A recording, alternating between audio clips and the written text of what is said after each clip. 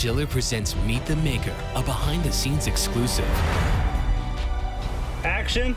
Well, I guess we sort of got together after I saw his movie May, and we talked about doing a couple of films together. We saw Pollyanna McIntosh do her star turn in Offspring, and we both thought that she was so terrific she deserved a movie to herself. The best thing about writing with Jack Ketchum is that there's no ego involved. It's just about what's best for the story. He really taught me how to pace myself when I was writing a story and really let it play out organically and not have everything figured out before you get there. By the time we were done with our first draft, we just did a little polish on it, and it's pretty much what the movie's going to end up being.